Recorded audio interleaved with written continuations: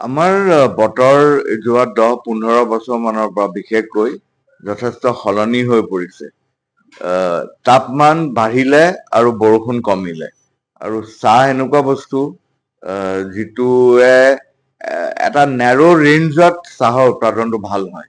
ইয়াত 25 degree centigrade মানৰ পৰা 32 ডিগ্ৰী চেণ্টিগ্ৰেডৰ ভিতৰত সি আটাইতকৈ বেছি ফটোচিনথেচিছ কৰিব পাৰে, আটাইতকৈ বেছি উৎপাদন কৰিব পাৰে। সেই লেভেলতকে যথেষ্ট উঠি গ'ল এতিয়া। আমাৰ গৰম কালিত যিটো টেম্পাৰেচাৰ হয়, এই মানে কণ্টিনিউৱাছ 35-36 ডিগ্ৰী কেইবাদিনৰ কাৰণেও চলি থাকে। আৰু গছজোপাই বহুত দুখ পায়, জ্বলি যায়, আৰু উৎপাদনটো যথেষ্ট কমি যায়, বহুত কমি যায়। লগতে বৰষুণো কমিলে। আগত যোৰহাট অঞ্চলত 80-85 ইঞ্চি বৰষুণ হয় বছৰত। মই ইঞ্চিতে কৈছো আৰু পুৰণা যুগৰ মাত্ৰা। এই 85ৰ পৰা এতিয়া নামি নামি 65লৈ নামি আহিলে যোৰহাটত। আপাৰ আছামতো কমিলে, ডিব্ৰুগড় তিনিচুকীয়াত। কিন্তু চাহে বৰ বেছি এটা বৰষুণ নিবিচাৰে। সি ভাল ডিষ্ট্ৰিবিউচন এটা বিচাৰে। মানে প্ৰতি মাহতে অলপ অলপ বৰষুণ দি থাকিলে চাহে পাত দিয়ে। সেইটো নাইকিয়া হৈ গ'ল, ডিষ্ট্ৰিবিউচনটো অতি বেয়া হ'ল। একেলগে 4-5 ইঞ্চি বৰষুণ দি দিয়ে এদিন দুদিনত, আৰু একেৰাহে 15-20 দিন বৰষুণ নাইকিয়া হয়। আপোনালোকে নিজেই ইয়াৰ অভিজ্ঞ বুলি ভাবো মই, চবেই, নহয় জানো? আমাৰ গোটেই বতৰটো সলনি হৈছে, আৰু বিশেষকৈ যিবোৰ মিড আছামৰ ডিষ্ট্ৰিক্টবোৰৰ আটাইতকৈ বেছি প্ৰভাৱ পৰিছে। যেন শিৱসাগৰৰ অংশ এটা, যোৰহাট, গোলাঘাট, কাৰ্বি আংলং, নগাঁও, শোণিতপুৰ, দৰং, ওদালগুৰি, এই ডিষ্ট্ৰিক্ট কেইখনত আটাইতকৈ বেছি প্ৰভাৱ পৰিছে। আৰু এই ডিষ্ট্ৰিক্ট বোৰত অসমৰ চাহ প্ৰডাকশ্যনৰ 40-45% মান হয় এই ডিষ্ট্ৰিক্ট কেইখনত। আৰু আপাৰ আছাম, তিনিচুকীয়া, ডিব্ৰুগড়, লখিমপুৰ, ধেমাজি, চৰাইদেউ, এই ডিষ্ট্ৰিক্ট কেইখনত পৰিছে, কিন্তু আমাতকে কম। সেইটো বেলেগ বছৰত বেলেগ ইম্পেক্ট হয়।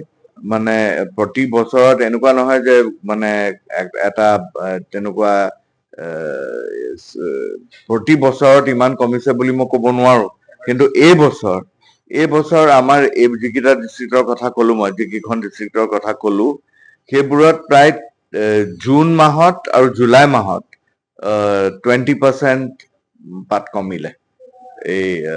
এই আটাইখন ডিষ্ট্ৰিক্টত, মানে যোৰহাটৰ পৰা ধৰি যোৰহাট, শিৱসাগৰ অংশ এটা, গোলাঘাট, শোণিতপুৰ, ওদালগুৰি, দৰং, এই ডিষ্ট্ৰিক্ট কেইখনত 20-25% কমি গ'ল। আৰু লগতে মানে পেষ্ট আৰু ডিজিজো বহুত বাঢ়ি গ'ল।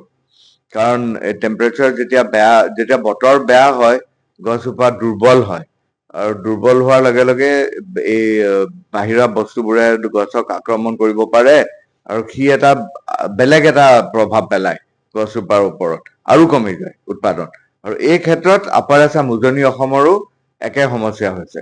মানে পেষ্ট ইনফেষ্টেশ্যনবোৰ বহুত বহুত বাঢ়ি গ'ল, আৰু তাৰ ফলত বাগানবোৰে দৰৱ বেছিকে মাৰিবলগীয়া হৈছে। সেইটো কাৰো কাৰণে ভাল নহয়, বাগানৰ খৰচ বাঢ়ি যায়। আৰু আপোনালোকে জানে যে এনেকুৱা দৰৱ মাৰি থাকিলে স্বাস্থ্যৰ কাৰণে বৰ ভাল এটা নহয়। আৰু আমি আমাৰ যথেষ্ট গৰ্ব যে চাহ এনেই স্বাস্থ্যৰ কাৰণে ভাল। ইয়াত নানা ৰকমৰ এণ্টি অক্সিডেণ্ট আছে, আৰু ই নানা ৰকমৰ ক্ৰনিক বেমাৰৰ পৰা সি প্ৰটেকশ্যন দিয়ে। কিন্তু যদি আমি বহুত পেষ্টিচাইড মাৰিবলগীয়া হয়, যিটো এফালে প্ৰটেকশ্যন পাওঁ, তাৰ কম্পাউণ্ডবোৰৰ পৰা, চাহৰ ভিতৰত থকাৰ পদাৰ্থবোৰৰ পৰা যিটো আমি সুৰক্ষা এটা পাওঁ, সেইটো এই কেমিকেলবোৰে সেইটো হেৰি কৰি দিব নহয়, মানে নেগেট কৰি দিব। সেইটো কমিছে, প্ৰতিটো বছৰ কমিছে। সেইটো অৰ্গেনাইজ ছেক্টৰৰ উৎপাদনৰ ষ্টাডি এটা কৰিলেই ওলাই পৰিব। অৰ্গেনাইজ ছেক্টৰৰ প্ৰডাকশ্যনটো ক্ৰমান্বয়ে কমি আহিছে। ই বতৰৰ কাৰণে কমিছে, নহলে কি বেলেগ কাৰণ হ'ব পাৰে, কাৰণ ৰিপ্লান্টিংটো মোটামুটি কৰি আছে, যিটো টি বৰ্ডে কৰিবলৈ কৈছে 2.5 to 3%। অৰ্গেনাইজ ছেক্টৰে অসমত বিশেষকৈ সেইটো কৰি আছে। ইয়াৰ ক্ৰপটো কমিছে ক্লাইমেট ফেক্টৰৰ কাৰণে, আৰু অভাৰঅল প্ৰডাকশ্যনটো, গোটেই অসমৰ প্ৰডাকশ্যনটো অলপ যিটো বাঢ়িলে, ক্ষুদ্ৰ চাহ খেতিয়কৰ নতুন চাহৰ কাৰণে বাঢ়িলে সেইটো।